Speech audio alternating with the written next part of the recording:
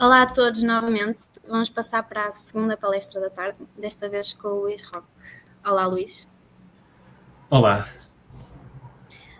Então, o Luís está atualmente a fazer um doutoramento em Engenharia Informática, focado em Probabilistic Machine Learning. Para completar o seu percurso académico, já com mestrado em Engenharia e Gestão Industrial, uma pós-graduação em Business Intelligence e Analytics e uma especialização em Desenvolvimento Web. É apaixonado por tecnologia, data, machine learning e gestão. Foi cofundador da e durante 6 anos foi CEO desta empresa. Angariou 5 milhões de VCs e VCs empresariais, como a Maersk, a maior fornecedora de serviços logísticos do mundo. E fez crescer a empresa para mais de 70 empregados. A Hub está a mexer com a fashion supply chain do futuro, utilizando tecnologia para otimizar a circulação de mercadorias em todo o mundo. Esta empresa foi classificada como uma das empresas de tecnologia de mais rápido crescimento da região da Europa, Oriente Médio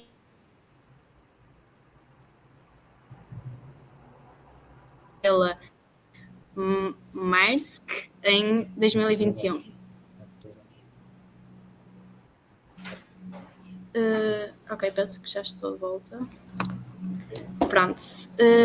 Então, cada vez mais as empresas de todo o mundo utilizam Machine Learning. Globalmente, prevê-se que os empregos em Machine Learning valam 31 mil milhões de dólares até 2024. Contudo, o processo de investigação para a produção de tais modelos continua a ser ainda um desafio. Passo a palavra ao Luís para nos falar um pouco mais sobre este processo. Obrigado. Eu vou partilhar aqui o ecrã. Desculpem aqui o barulho. Vou partilhar aqui o ecrã, digamos se conseguem ver. Sim, já estamos a ver. Já estão a ver? Ok, ótimo. Obrigado pela introdução e pelo convite, naturalmente. É um prazer também poder estar aqui a partilhar um bocadinho daquilo que é o meu percurso e as aprendizagens que fui tendo ao longo do tempo. Espero que sejam também interessantes para vocês. A minha talk é focada em Machine Learning, que tem sido muito daquilo que eu tenho feito e do meu foco do meu trabalho desenvolvido nos últimos anos. E o meu objetivo é passar-vos um bocadinho a lógica daquilo que é o percurso entre research e a produção. Eu tenho a apresentação em inglês. Há alguma dúvida que tenham, alguma coisa que queiram ver esclarecida, digam, facilita sempre aquilo que são também os termos utilizados, mas alguma dúvida que tenham, também coloquem durante ou após a apresentação. Falar-vos um bocadinho do meu background. Vai ser uma coisa muito breve. Eu tirei um mestrado industrial em Engenharia Industrial e Gestão e também já foi dado aqui um bocadinho esse enquadramento. Depois continuei, no fundo, o meu academic path aqui na parte de Business Intelligence Analytics e estou a fazer doutoramento em Computer Engineering. E eu quero-vos dar um bocadinho esta perspectiva em termos de streams, que é para ligar com aquilo que eu vou falar a seguir, ou seja, a parte entre aquilo que é o research e mais, por vezes, driven pela academia, digamos assim, mas depois o contacto com o mundo empresarial. E é aquilo que vocês veem, tive tanto na Sonai como a Parfois, criei a minha startup e tenho também novos projetos e irei falar um bocadinho mais à frente sobre isso. Mas o que eu queria, no fundo, evidenciar aqui é a relação entre o mundo académico e o mundo empresarial, e eu vou tocar em alguns desses pontos e o que é que eu acho que de um lado e do outro há lições a aprender. Em termos, para começar, eu vou dar algum enquadramento em termos de definições e algumas definições para que estejamos alinhados com aquilo que são os pontos principais da apresentação, falar daquilo que são as diferenças entre research e o que eu chamo production, e no fundo é o production ambientes de produção, e vamos tocar nisso.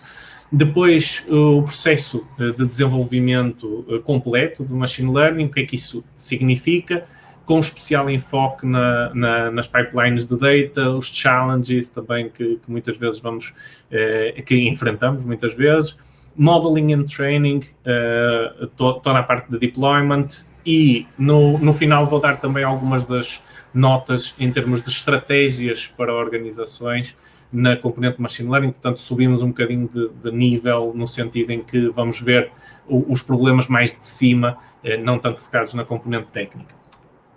Mas, para começar, interessa-nos focar na parte de primeiro, antes de mais, alinhar aqui alguns conceitos. E eu quero começar na parte de academic research e comparar com aquilo que é o desenvolvimento de novos projetos em ambiente empresarial, também de investigação. Ou seja, são duas realidades que, na minha perspectiva, andam muitas vezes lado a lado, ou seja, e devem fazê-lo, no sentido em que há metodologias que nós utilizamos na investigação no meio académico que são interessantes aplicar quando estamos a desenvolver um novo projeto para uma empresa. Naturalmente, e vamos falar sobre isso, os focos de um lado e do outro são diferentes, e nós vamos perceber que diferenças é que existem. O segundo termo é o state of the art, ou seja, quando me referir ao state of the art, é basicamente tudo aquilo que são modelos, algoritmos, técnicas, metodologias que no momento atual se distinguem por, no fundo, se traduzirem nos melhores resultados conhecidos até à data, ou por serem inovadoras, ou por uma série de características que os distingue das restantes abordagens. Depois, um dos princípios que também vamos utilizar várias vezes durante aqui a apresentação é o Occam's Razor, que é basicamente o princípio de, num cenário em que nós nos confrontamos com diferentes tipos de soluções com resultados equivalentes, optarmos sempre pela solução mais simples, e este é um ponto muito importante, sobretudo quando estamos a falar de ambientes de produção. E, finalmente, temos aqui Productization versus Production, e são dois termos que eu vou utilizar interchangeably, ou seja, vou utilizar significando basicamente a mesma coisa, e eu inicialmente até tinha pensado em pôr Productization no título, mas Production é algo que se calhar estamos mais familiarizados. Mas a ideia de produtização e de produto é, no fundo, concentrar uma série de propostas de valor num determinado software escalável e com o objetivo de targetizar um segmento de utilizadores específico. E é isso que nós fazemos quando definimos um problema à partida ou resolvemos através de machine learning. No final, nós temos um ambiente onde esse produto, digamos assim, é colocado, não é? Um production environment, e que obedece a uma série de restrições. E nós vamos falar sobre o que é que são restrições para nós quando colocamos um modelo de machine learning em produção. Vamos então começar com o Research versus Production e, portanto, abordar um bocadinho as diferenças entre estes dois mundos em várias dimensões. Aquilo que vocês veem agora aqui são, portanto, são, no fundo, dimensões diferentes que nós vamos utilizar para olhar e para, no fundo, identificar as principais diferenças entre investigação e entre produtização, se quiserem, ou componente mais de engenharia do desenvolvimento de machine learning. Primeiro de tudo, nós começamos com o foco. O foco da investigação, quando estamos a falar de investigação, é então abordar o state of the art, ou seja, nós percebemos quais são as approaches mais recentes, aquelas que são mais interessantes porque lá está, porque têm os melhores resultados, apresentam os melhores resultados até à data, ou apresentam abordagens inovadoras. E dou-vos um exemplo, uma das abordagens um dos papers que eu escrevi tem a ver com time series forecasting, portanto, datasets de time series que de alguma forma estão relacionadas e como é que nós aprendemos essas relações entre as time series. E aí o meu foco, naturalmente, é trabalhar com algoritmos que hoje em dia são os que apresentam resultados mais interessantes ou abordagens mais interessantes. No outro lado, quando nós olhamos para a parte de produtização, Nós queremos, mais uma vez, seguir o Occam's Razor Principle, ou seja, queremos o modelo mais simples para a tarefa que nós queremos resolver. E se eu olhar para exatamente o mesmo problema, ou seja, eu tenho um dataset de time series e quero estimar, quero prever, no fundo, os próximos time points, os próximos pontos, eu, por exemplo, se calhar já vou optar por uma solução, neste caso dou o exemplo do DeepAI, que é um modelo desenvolvido pela Amazon Labs e que começou exatamente por ser uma proposta de research, e já vamos falar sobre essas diferenças em termos, o que é que difere em termos de características do output também, mas que, entretanto, a Amazon pegou e fez toda a componente de engenharia, ou seja, produtizou. Se hoje vocês forem ao Amazon SageMaker, por exemplo, o DeepAI é um dos core services do Amazon SageMaker. E, portanto, é já foi feita toda a componente de engenharia, já foi testado em diferentes cenários, em diferentes domínios. Portanto, já há aqui um conhecimento muito maior sobre toda a extensão deste trabalho, o que é que envolve, que escala é que pode atingir, etc. Em termos de complexidade, quando estamos a olhar para a investigação, o nosso foco está no modeling, ou seja, nós queremos desenvolver algoritmos que sejam inovadores e abordagens que sejam diferentes daquilo que já existe e, portanto, por exemplo, no meu caso, o meu foco é abordagens probabilísticas para aprender a estrutura hierárquica, neste caso, dos dados e também estimar a incerteza. No caso, quando estamos a falar de produtização, nós estamos focados em tudo o resto, ou seja, a parte de modelar, ou seja, a parte de modeling, já não é de todo o core do nosso trabalho. Nós aí queremos pensar user experience, queremos pensar design de processos, systems architecture, pipelines de data, infraestrutura, portanto temos muitas outras coisas que temos que nos focar. Em termos de prioridades, então quando nós estamos a desenvolver research, nós temos um foco muito grande no modeling, no algoritmo que estamos a desenvolver. Então é fundamental para nós ter uma componente de fast training, ou seja, nós temos que conseguir treinar o nosso modelo rapidamente, ou o mais rapidamente possível. Isto porque, vou-vos dar um exemplo de um outro trabalho que eu estou a desenvolver e que tem que ver com uma metodologia nova para nós testarmos algoritmos de time series forecasting e que basicamente utiliza métodos de augmentation de time series e cria novos datasets, mas cria centenas ou milhares de novos datasets para nós testarmos os nossos modelos. E, portanto, se nós não tivermos um treino rápido, nós vamos ter muita dificuldade em fazer todo este processo iterativo, que é o processo de investigação. Do outro lado, temos a parte de inferência, ou seja, nós precisamos, a partir do momento em que produtizamos um algoritmo, nós vamos precisar muitas vezes de estimações, de previsões desse nosso algoritmo. E vamos utilizar para isso novos dados que nós estamos a receber do nosso produto, seja do que for, por exemplo, pode ser até um sistema de recomendação, e portanto temos novos utilizadores a consultar produtos e nós queremos rapidamente dar sugestões de produtos similares. E, portanto, a parte de inferência aqui tem que ser muito, muito rápida e, sobretudo, em ambiente de produção, a componente de treino e de inferência estão separadas sempre. Ou seja, nós, por exemplo, podemos treinar modelos de 2 em 2 semanas ou quando atingimos um determinado dimensão de novos dados de treino, por exemplo, mas a parte de inferência está live, não é? Está a acontecer à medida que os utilizadores estão a utilizar a plataforma, por exemplo. Continuando, outra dimensão que nós temos é de dados, portanto, data, e no caso de research, os nossos dados são estáticos. Quando eu digo estáticos, significa que nós estamos a utilizar datasets, que à partida são datasets que são aceitos pela generalidade dos maiores grupos de investigação como os principais datasets do domínio. Ou seja, por exemplo, no meu caso, eu utilizo datasets do Walmart, da Amazon, etc., que são datasets, no fundo, aceitos como, para aquele domínio, interessantes e complexos o suficiente. E, portanto, se um algoritmo tiver bons resultados, é claramente um indicador de que o algoritmo é interessante e relevante para a comunidade.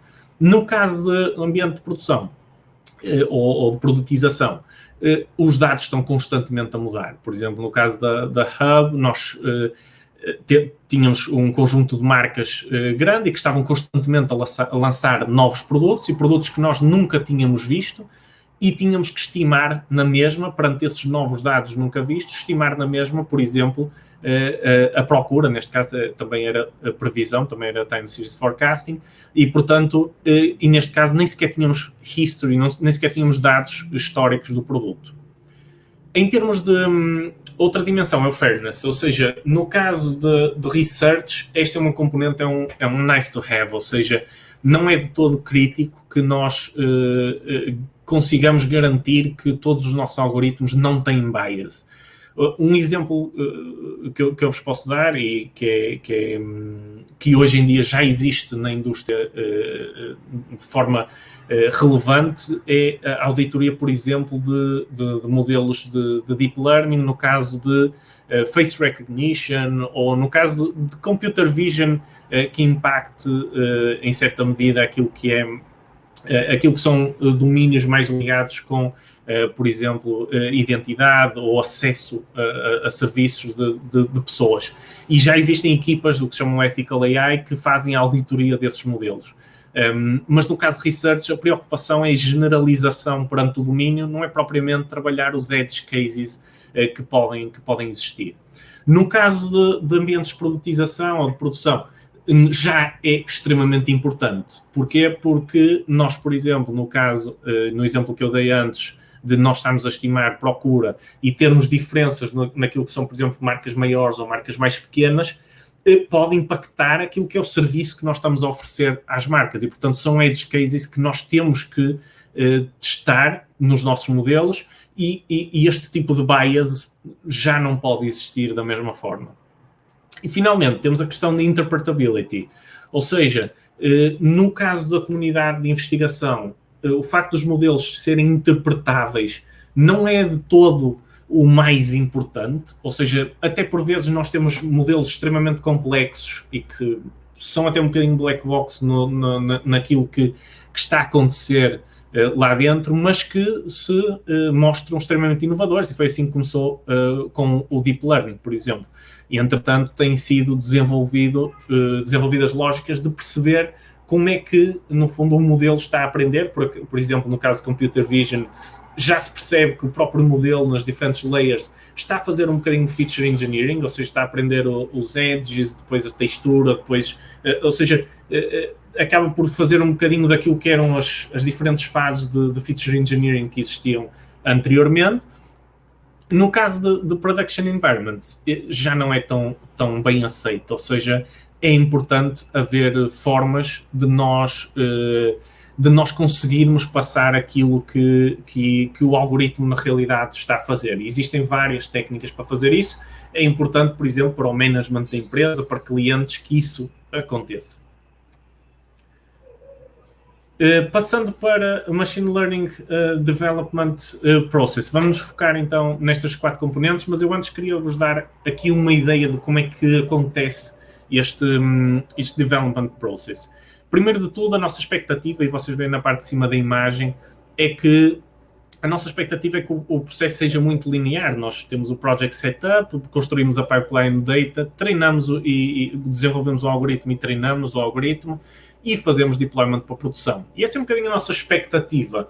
Mas a realidade é que, e esta é uma das grandes diferenças também para o software engineering, ou seja, e software development, é que existem muitas mais iterações no processo e nós temos que muitas mais vezes voltar atrás e perceber se aquilo que foi definido é execuível, se está a ser bem implementado, e vamos estar a fazer isto constantemente. E começando então pela Data Pipeline, eu não vou focar muito no Project Setup, vou focar aqui na Data Pipeline, porque no Project Setup eu depois falo na parte final sobre, mais high level, o que é importante para as organizações quando trabalham Machine Learning. Em termos de pipeline, a componente, e queria também ainda fazer aqui uma diferença que eu falei antes, que é na parte de data entre research e produtização, e queria-vos, só para... se calhar, ilustrar um bocadinho melhor as diferenças. Ou seja, nós quando estamos a fazer research, nós vamos ver quais são os principais datasets, fazemos download, fazemos transformações mínimas sobre esses datasets e vamos começar a desenvolver algoritmos. O nosso foco é no algoritmo e, portanto, vocês veem que o tempo passado ali no pie chart, a componente azul é de desenvolvimento de algoritmos, a componente de dados é apenas uma fatia muito, muito pequena, porque os dados, na verdade, já estão clean, são estáticos e todos os quirks que podem existir já foram aprendidos por toda a gente que já utilizou esses dados. Quando estamos a falar de produtização, as data pipelines são bastante mais complexas, ou seja, nós muitas vezes dentro de um sistema nós podemos ter que fazer queries a bases de dados, nós podemos ter que consumir APIs, nós podemos ter que consumir eventos, temos que processar, transformar esses dados e temos que depois começar então o modeling.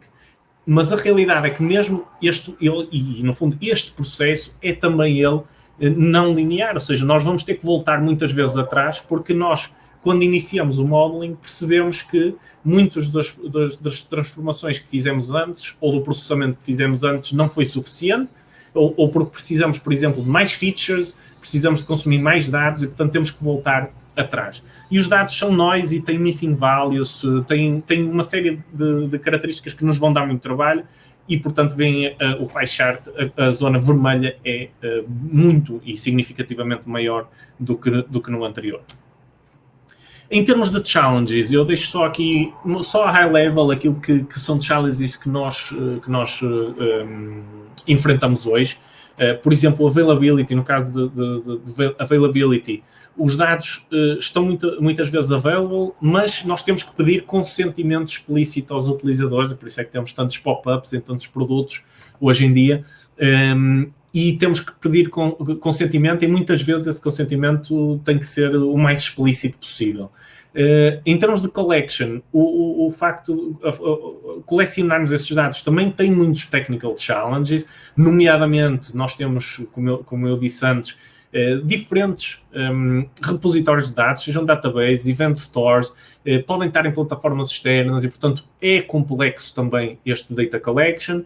O processing, enquanto antes nós tínhamos batches, basicamente, de dados estruturados a ser processados, hoje em dia é tudo online e muitos dos dados já não são estruturados, são dados não estruturados e, portanto, a complexidade aumenta ainda mais.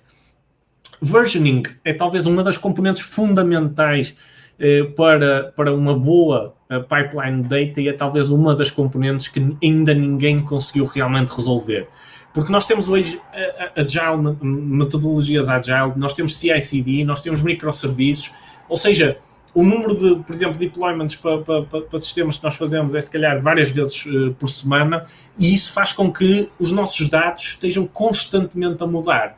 E a forma como nós criamos o versionamento desses dados tem uma dificuldade muito, muito grande, e a forma como nós alimentamos os nossos modelos de machine learning com esses dados é muito impactado por essas alterações que nós fazemos. Mais alguns privacy concerns, por exemplo, nós temos contextos em que os dados têm que ser anotados por pessoas, não é? E no caso de modelos que sejam supervisionados, e essa anotação, muitas vezes já existem empresas que fazem esse tipo de serviço, mas será que nós podemos partilhar os dados dos nossos utilizadores com essas empresas? Será que nós podemos treinar modelos de machine learning nos dados que nós estamos a colecionar? São dúvidas que cada vez mais existem naquilo que nos modelos que nós estamos a desenvolver. Em termos de modeling and training, eu quero partilhar algumas boas práticas convosco e alguns dos passos que são importantes quando os modelos não estão a ter a performance que nós esperaríamos que eles tivessem. Primeiro de tudo, mais uma vez, Occam's Razor, no sentido em que escolhemos o modelo mais simples para resolver o problema que nós temos à frente, portanto, não utilizar uma bazuca para matar uma mosca. Isto temos muitas vezes a tendência de, mas se calhar não temos aqui Deep Learning. Ok, mas se calhar com os dados que tens neste momento, Deep Learning não é um approach feasible e, portanto, convém olhar para outro tipo de soluções. Vamos montar step by step e iterativamente, ou seja, já sabemos que isto não é um processo linear e, portanto, convém-nos ir fazendo step by step, ir montando os nossos modelos e, mais uma vez, não queimar etapas e também saber a priori que nós vamos estar constantemente a ir atrás e iterar o nosso processo. Terceiro, construir strong baselines, ou seja, construir modelos comparativos com que nós podemos comparar, e isso é extremamente importante. E construí-los ou utilizá-los, ou seja, nós podemos aqui utilizar modelos off the shelf, ou seja, o state of the art que falámos há pouco, alguns deles já podem estar implementados, etc. Utilizar esses para termos uma ideia onde é que estão os resultados que nós queremos, de alguma forma, atingir. No caso em que não existem propriamente approaches implementados, etc., nós podemos criar random baselines ou podemos criar heurísticas simples e que muitas das vezes serão bastante difíceis de bater. E no caso que o modelo não tem a performance expectável, uma das primeiras coisas é nós voltarmos atrás e vermos as assumptions e as decisões que tomamos ao desenvolver o modelo. Porquê? Porque muitas das vezes o nosso modelo pode ser ótimo, mas aquilo que acontece quando nós desenvolvemos um modelo é que nós assumimos uma série de pressupostos, porque um modelo não é mais do que uma representação que nós estamos a desenhar de um sistema com base nos pressupostos que nós identificamos. E muitas vezes o modelo pode estar ótimo, mas se aqueles pressupostos que nós identificamos não baterem com, por exemplo, a distribuição dos dados ou o que quer que seja, independentemente da qualidade do modelo, vai haver uma diferença entre aquilo que foram os nossos pressupostos e os dados com que nós estamos a trabalhar. E, portanto, vai haver um poor model data fit. E muitas das vezes esse é o problema logo à partida. Outra coisa pode ser a própria implementação, ou seja, nós codificarmos o próprio algoritmo. Por exemplo, quando nós temos problemas de performance, pode vir daí. Nós sabemos, por exemplo, que o modelo complexidade é n ao quadrado e, portanto, nós assumimos que deve ser mais ou menos esta performance expectável e depois vamos a ver e não é. Muitas vezes pode ser a nossa própria implementação que não está a obedecer àquilo que era a complexidade expectável do algoritmo. Outra coisa é a seleção de hiperparâmetros, ou seja, se nós não escolhermos bem os hiperparâmetros, podemos realmente também ter aqui, e pode ser a diferença entre um bom modelo e um mau modelo. Finalmente, na componente de deployment, uma das componentes importantes é olharmos para a dimensão dos próprios modelos, ou seja, com Deep Learning nós temos modelos com milhões de parâmetros, é importante percebermos se vai ser feasible, ou seja, se o tempo, por exemplo, de inferência vai ser feasible com a dimensão desses modelos, ou até, por exemplo, se temos modelos que devem correr em devices, como, por exemplo, telemóveis, se a dimensão dos próprios modelos é feasible ou não. CI/CD é impossível em Machine Learning, bastante mais complexo e temos que ter noção que os testes de algoritmos de Machine Learning são muito mais longos e, portanto, podem atrasar o development cycle. É importante termos noção disso. A utilizar sempre as mesmas pipelines para construir e para prever, ou seja, para construir o modelo e para prever, porque, mais uma vez, sempre que os dados mudam, aquilo que foram os nossos pressupostos à partida também vão mudar. E, portanto, se nós estivermos a testar um modelo em dados estáticos de há 5 meses atrás e agora vamos pôr em produção com dados atuais, nós podemos ter surpresas aí. Containerize, portanto, containerizar tudo aquilo que é o nosso desenvolvimento é importante em software, mas mais importante em machine learning, porque as nossas bibliotecas, etc., mudam muito mais rápido. As bibliotecas, neste momento, por exemplo, de Deep Learning, estão todas ainda na versão 1, máximo 2, muitas estão ainda em 0 ponto qualquer coisa, portanto, é muito importante para não termos problemas de compatibilidade. Monitorização e análise, portanto, saber sempre como é que os modelos estão, no fundo, qual a performance deles e quando é que, por exemplo, ter estratégias para retreino dos modelos, etc. Finalmente, e muito rapidamente, que já estou sem tempo, só passar-vos um high level de estratégias de machine learning para organizações. Uma das vertentes que eu queria deixar é que a accuracy é importante e, por exemplo, quando nós olhamos às competições do Kaggle, nós vemos que normalmente é esse o único driver da competição, é a accuracy, mas muitas das vezes nós chegamos, e já vimos aqui muitas coisas que são importantes no desenvolvimento de machine learning. Por exemplo, posso ter um algoritmo extremamente accurate, mas que E vamos ao segundo ponto, o implementation cost é demasiado alto. E aqui o exemplo da competição de Netflix, toda a gente deve conhecer, 2006, em que a Netflix ofereceu $1 milhão para quem obtivesse uma melhoria de 10% face ao Recommender System deles. Isso aconteceu em 2009, mas esse modelo nunca foi deployed para produção, porque a complexidade da componente de engenharia aqui era extremamente alta e, portanto, aquilo que era o ganho em accuracy não pagava aquilo que era todo o investimento e toda a complexidade de desenvolvimento. O runtime, também ter sempre atenção, isto é um extremo, obviamente, mas o AlphaGo, o projeto da DeepMind que venceu os melhores do mundo em Go, utilizava 2000 CPUs, 300 GPUs at runtime para avaliar as possibilidades e, portanto, sabemos que há modelos que são extremamente complexos e driven por computação, ter atenção a isso. Interpretabilidade, muito mais importante no caso de empresas e organizações e, portanto, já dei o exemplo das CNNs, como elas aprendem especializando cada layer em diferentes features, mas há outro tipo de abordagens, como o Lime, por exemplo, que são possíveis de implementar nos algoritmos que se desenvolvem atualmente e ajudam a essa interpretabilidade. Finalmente, automation versus augmentation. Esta é uma das discussões que mais existem no mundo empresarial quando falamos de AI, e um bom exemplo que eu costumo dar são os self-driving cars, ou seja, há 6 níveis, do 0 ao 5, em que o 0 não existe qualquer augmentation, qualquer automação, só existe condutor. O nível 5 é um self-driving car mesmo, portanto, automação 100%, o condutor já não é necessário de todo, mas existem no meio uma série de outros níveis em que existe augmentation, ou seja, aumentamos aquilo que é a capacidade humana, introduzindo algumas novas funcionalidades. E, portanto, esta é uma abordagem que eu acho muito importante e super relevante para as organizações. Para finalizar, tenho alguns projetos de futuro, como tinha dito ao início, portanto, quem também tiver interesse em colaborar, contribuir, podem me enviar e-mail e também teremos mais notícias, nomeadamente no LinkedIn, em breve.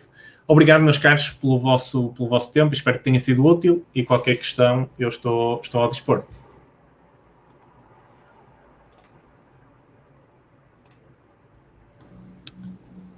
Obrigada, Luís, por esta apresentação enriquecedora e muito interessante. Vamos agora passar para a sessão de dúvidas. Não se esqueçam que têm no canal Q&A para as fazerem. Então, a primeira dúvida é: sobre a escolha de hiperparâmetros, o método mais usado continua a ser trial and error, com trabalho manual, ou já é mais comum usar frameworks que ajudem na escolha ou o façam automaticamente? Exemplo, Keras Tuner.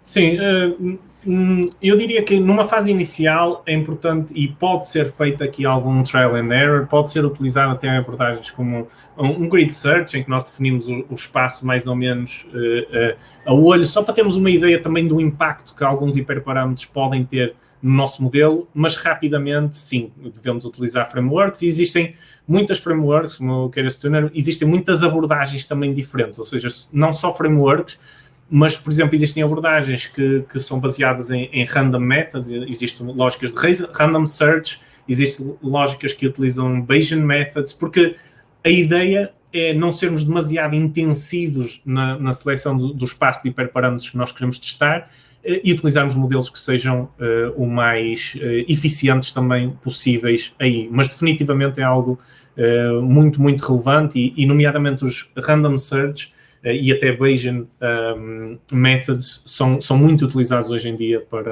para afinar hiperparâmetros.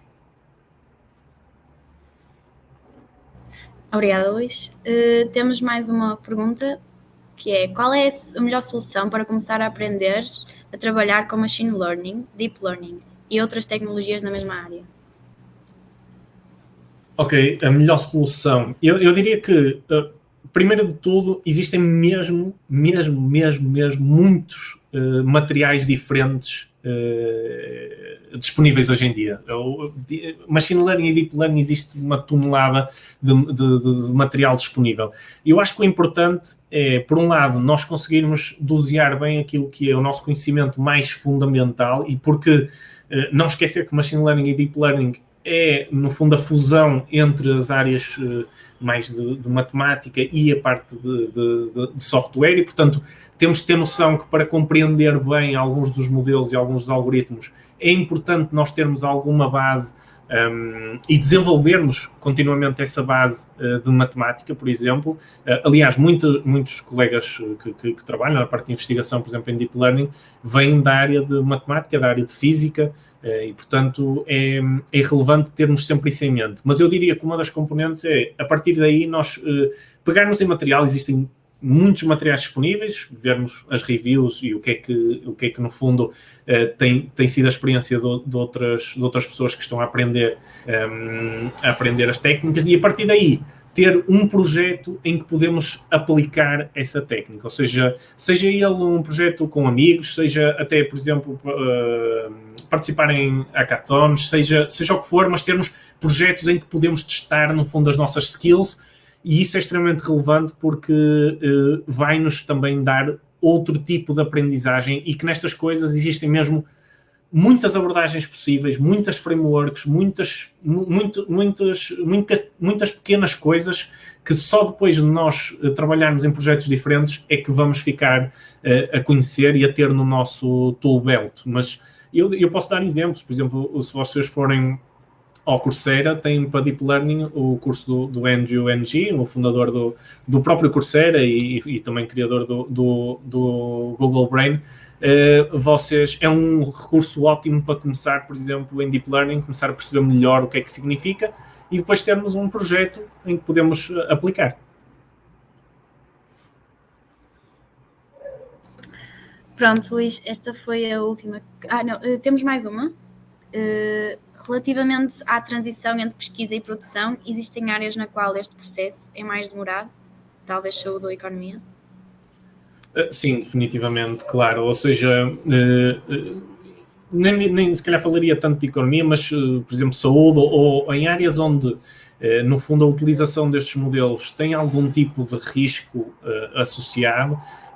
E claro, podemos estar a falar na componente económica, mas, por exemplo, na componente de crédito, ou seja, se, por exemplo, nós vamos garantir crédito a uma pessoa ou não o vamos fazer. E esse assessment do crédito, por exemplo, para vos dar ideia, hoje em dia a interpretabilidade é obrigatória, ou seja, em muitos sítios nem sequer é passível aplicar, por exemplo, non-linear models, tem que ser algo muito, muito explícito, em que se perceba claramente o que é que está a ser pesado e porquê, porque o bias que podemos introduzir relativamente a, por exemplo, uma pessoa que é de classe mais baixa ou mais desfavorecida, ou nós temos menos dados de treino desse tipo de, por exemplo, de etnia ou quer que seja, pode pôr em risco uma garantia de crédito e nada ter a ver com o modelo em si, simplesmente ter a ver com a forma como os dados foram colecionados. Relativamente à saúde, ou até outros domínios, por exemplo, eu falei dos self-driving cars, é exatamente a mesma coisa, ou seja, é muito mais sensível a transição e deve ser mais sensível. E eu diria que aqui uma das principais componentes a ter em conta é, sem dúvida, o testing que é feito, ou seja, nós construímos use cases e testar muitos cenários, e esse é o grande desafio quando estamos a falar de machine learning. Os use cases normalmente podem ser muito alargados. Pronto, Luís, assim termina a sessão de dúvidas e tal como esta palestra. Espero que tenham todos gostado em casa e, novamente, obrigada, Luís, por aceitar o convite. Obrigado eu e continuação de uma boa conferência. Obrigada.